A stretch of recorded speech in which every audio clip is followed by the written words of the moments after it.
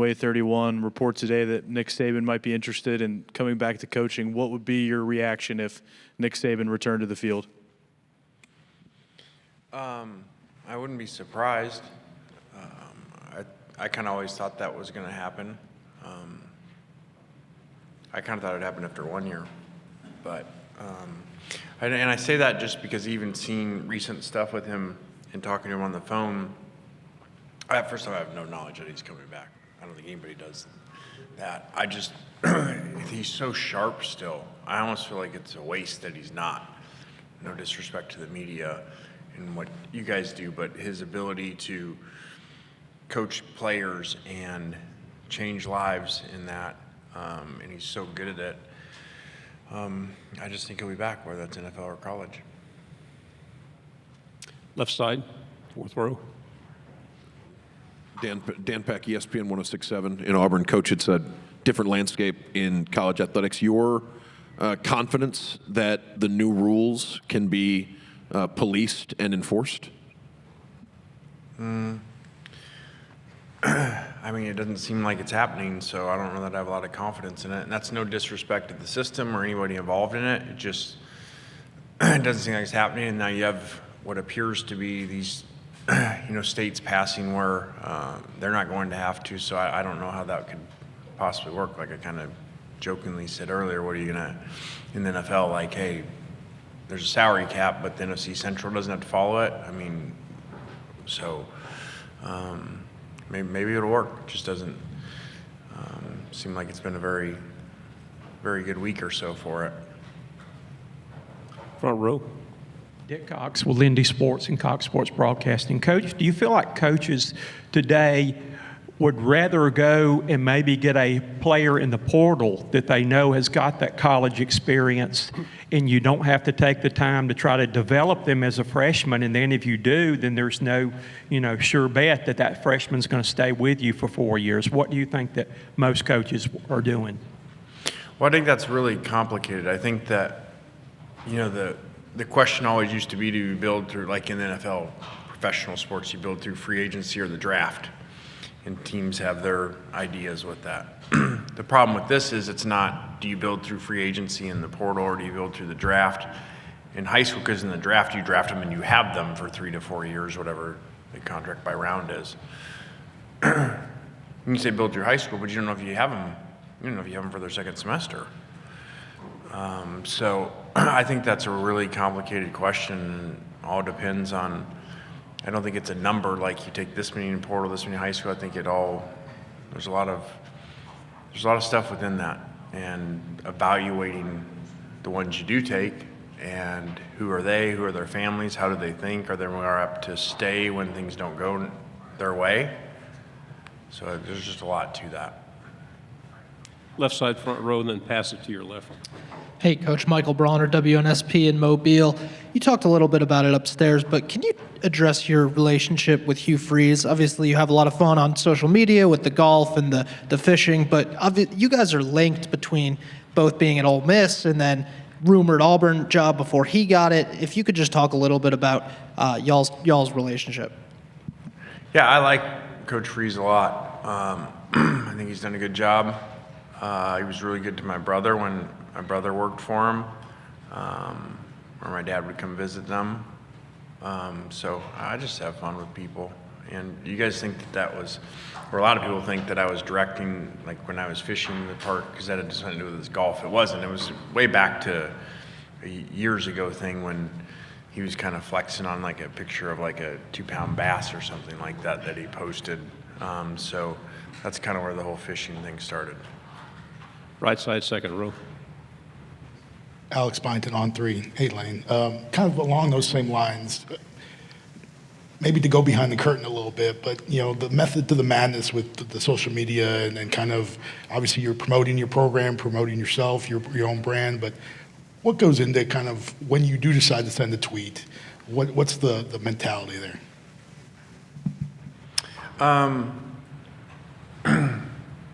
Chris Lowe asked me before, he's like, man, you seem really like quiet today, like, no kind of like lines that you're giving people and stuff. And I said,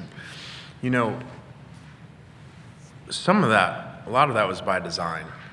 that I think that when you take a job and you're at a place where maybe it's been down a little bit, and how kids are today, like, you've got to get out there. You've got to do things to be creative, to get your brand out there that are non-traditional versus just, play really well. Well, yeah, okay, that takes a while to play really well and have the performance on the field. So it brings attention to your program. Recruits see it. Parents see it. I get all the time with parents, whether I'm going there or whether they're coming to me, and they're like, I feel like I already know you because of your social media, like we love it. So there's a lot in there because of that, kind of the stirring the pot stuff and things like that. And then I think you don't do quite as much once your program, has got to a point where you do have national attention for your brand. I think where we are now compared to where we were 5 years ago.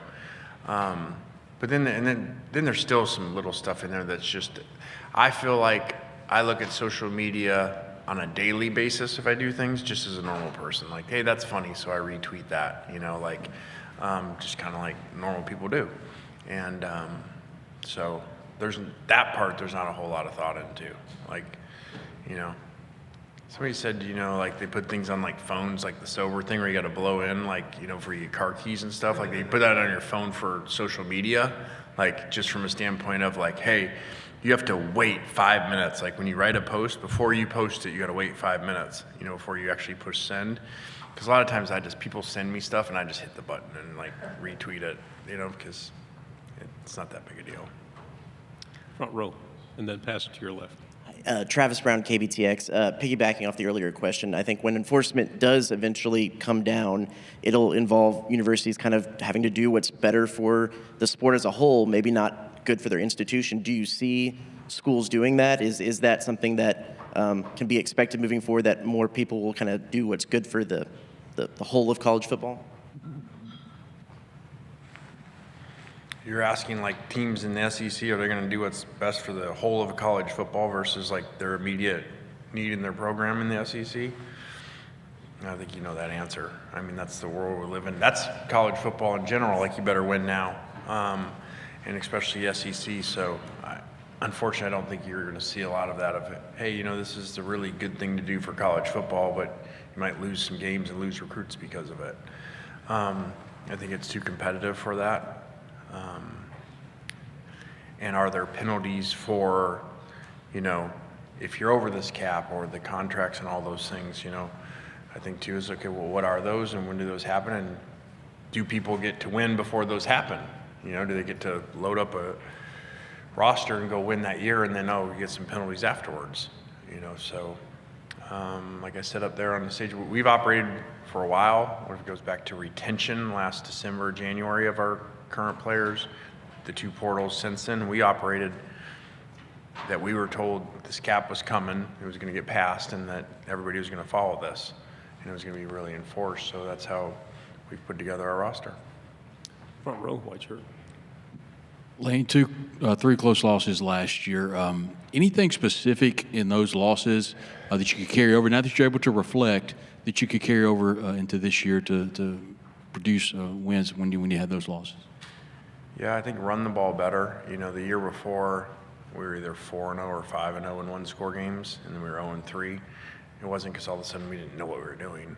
The ability to run the ball better would have definitely helped, especially 2 of those were ahead with the ball in those games. It can close them out. So I think that's a big one. But I also don't, and I'm not making an excuse like, he doesn't even care about getting better, but I also don't go change a program because some one-score games one year go one way, the next year they go the other way. That's just really how it normally ends up happening over time. Just usually they're not 1 year and then 0-3 in the second year. Right here in the middle, third row. Sam Hutchins, Clarion Ledger. Yeah, just Lane, real quick on your social media strategy. What's the story behind your profile picture? There's like a cartoon bee on your shoulder in it. Yeah, that's been a long time. I forgot about that. That was actually a Tennessee fan, and something to her daughter that was really, impactful, and from the story when I remember reading it, and something that she had sent me. So it was something to do with that. I forgot about that. Right side, fourth row. Hi, Coach Kiffin. Back here, Carmen Corley with WTOK. You have a lot of success developing players with how much turnover you see. How do you get them, whether it's a transfer or new guys, to buy into your culture so quickly?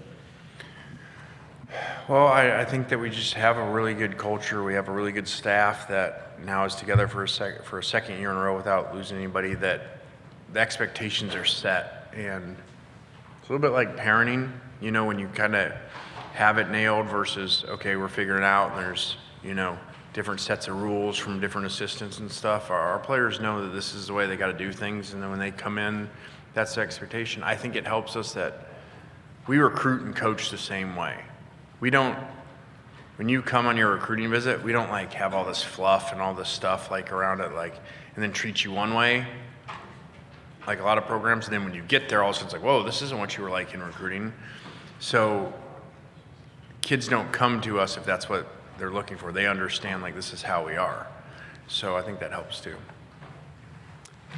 Left side, third row.